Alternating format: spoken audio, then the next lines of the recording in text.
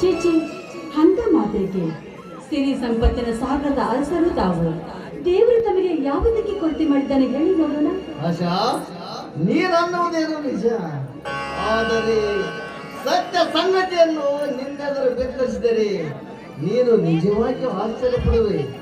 ಅದೇನು ಹೇಳ್ರವಿ? ಆಶಾ, ಸತ್ಯವಾಗಿಯೂ ನಾನೊಬ್ಬ ಅನಾಥ. ನಾನು ಚಿಕ್ಕವನಿರುವಾಗಲೇ ನನ್ನ ಎತ್ತವರು ಸತ್ತು ಹೋದರು.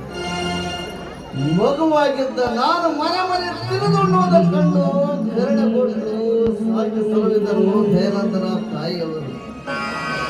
ತನ್ನ ಒಡ ಹುಟ್ಟಿದ ಸಹೋದರಿಗಿಂತಲೂ ಹೆಚ್ಚಾಗಿ ನೋಡುತ್ತಿದ್ದಾನೆ. ಪರೋಪಕಾರಿ ದಯನಿಧಿ ದಯಾನಂದ. ಈಗಲಾದರೂ ಅರ್ಥವಾಯಿತಲ್ಲ ನನ್ನ ಇತಿಹಾಸ. ಆದರೂ ತಾವು ಭಾಗ್ಯವಂತರೆ. ನಿಮ್ಮಂತ ವಿಶಾಲ ಹೃದಯದ ಮಾನವರು ವಿರಳ ಈ ಕಾಲದಲ್ಲಿ. ಎಲ್ಲವೂ ನನ್ನ ಸಾಕು ತಾಯಿಯ ಆಶೀರ್ವಾದ. ಶ್ರೀರಾಮಚಂದ್ರನಂತಿರುವ ನನ್ನ ಧರ್ಮವೀರ ದಯಾನಂದನ ಕರುಣೆ. ಸತ್ಯ ತಮ್ಮ ಮಾತು. ಅಂತ ತ್ಯಾಗ, ಮಮತೆ, ಮಮಕಾರಕ್ಕೆ ಯಾವುದೂ ಸರಿಸಾಟಿ ಆಗಲಾರದು ಅಲ್ಲವೇ? ಆಶಾ, ನೀನು ತಪ್ಪು ಭಾವಿಸದಿದ್ದರೆ ನಿನ್ನದೊಂದು ಮಾತು ಕೇಳಬೇಕಿದ್ದರೆ. ಸಂಕೋಚವಿಲ್ಲದೆ ಕೇಳಿ. ಮತ್ತೆ ಆಶಾ, ಹೋಲಿ ಬಿಡು, ಹೀಗೆ ಮಾತು ಯಾಕೆ ಭಯವಾಗ್ತಾ ಇದೆಯಾ? ನಿರ್ಭಯವಾಗಿ ಕೇಳಿ. ಮತ್ತೆ ನೀನು ಅನ್ಯತಾ ಭಾವಿಸಬಾರದು. ಇಲ್ಲ. ಮತ್ತೆ ನೀನು ನನ್ನನ್ನು ತಪ್ಪಾಗಿ ತಿಳಿಯಬಾರದು. ಇಲ್ಲ ರೀ, ತಮ್ಮ ಆಣಿಯಾಗಿ ನಾನು ತಪ್ಪು ಭಾವಿಸೋದಿಲ್ಲ. ಆಯ್ತೇ? ಅಯ್ಯೋ, ಇದೇನು ನನ್ನನ್ನು ಮಾಡಿಬಿಟ್ಟಿ. ಮನಸ್ಸಿಗೆ ಹತ್ತಿರವಾದವರು ದೇವರ ಸರಿ ಸಮಾನ ಅಂತ ಹೇಳ್ತಾರೆ. ಅದಕ್ಕಿಂತ ಮಾನಿ ಮಾಡಿದೆ.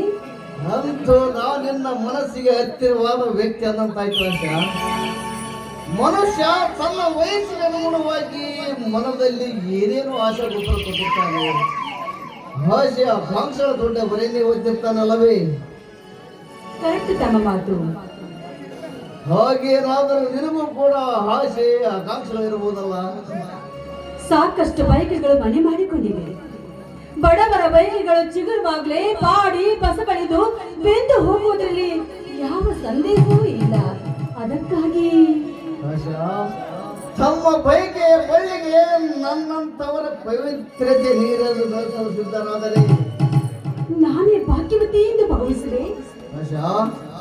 ಬಹುದಿನದ ನನ್ನ ಮನದ ಬಯಕೆಯನ್ನು ಎಂದು ಬಿಚ್ಚಿ ಹೇಳುವೆ. ರವಿ, ಅನಾಥರಾದ ನಾನು ಪರರಾಶ್ರಲ್ಲಿ ಅರಸನಂತೆ ಬರುತ್ತೇವೆ. ಮತ್ತೆಗೆ ಅನಾಥ ಎಂಬ ಮಾತು?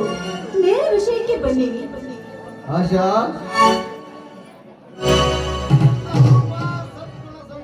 ಬಂಧಿತನಾಗಿರುವೆ.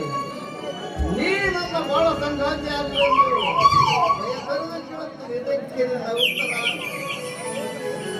ರವಿ, ಬಳ್ಳಿ ಒಂದು ಮರಕ್ಕೆ ಹಬ್ಬುವುದು ಸಹಜ. ಆದರೆ ಆತಂಕ ಬೇಕೆ ಆಶಾ? ನೋಡ್ರಿ, ನಮ್ಮ ಈ ಪ್ರೀತಿಗೆ ನಿಮ್ಮ ಅಣ್ಣನವರು ಒಪ್ಬೇಕಲ್ಲ? ನಾವು ನಮ್ಮ ಅಣ್ಣ ಈ ವಿಷಯ ತಿಳಿದ ತಕ್ಷಣ ಊರಿಗೆ ಸಿಹಿ ಅಂತಾನೆ.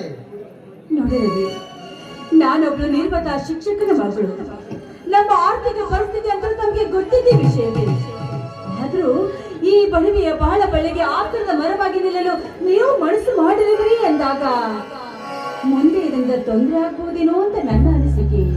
ಚಿಂತಿಸುವ ಆಶಾ, ಚಿಂತಿಸಿದ್ರು ಈ ನಮ್ಮ ಮದುವೆಗೆ ನನ್ನ ನಗರಂತ ಒಪ್ಪುತ್ತಾನೆ. ಅಲ್ಲದೆ ನಿನ್ನಂತ ಸುಶೀಲೆ ಮನೆಗೆ ಸ್ವಚ್ಛ ಆಗಿ ಬರ್ತಾಳೆಂದರೆ ಸಂತೋಷದ ಸ್ವಾಗತ ಬಯಸ್ತಾನೆ. ಹಾಗಾದ್ರೆ ನನ್ನಂತ ಭಾಗ್ಯವತಿ ಬೇರೆ ಯಾರು ಇಲ್ಲ. ನನ್ನ ಬಾಳಿನ ಭಾಗ್ಯ ದೇವಿಗೆ ನೀ ಬಂದರೆ ನಾನೇ ಪುಣ್ಯ ಪುರುಷ. ಸಾಕು ಬಿಡಿ ನಿಮ್ಮ ಹೊಗಳಿಕೆಗಳನ್ನ. ಮನದಲ್ಲಿ ಮಲ್ಲಿಗೆ ಹೋಗಲು ಮತ್ತಾರ್ನ ಹೋಗಲ್ಲ.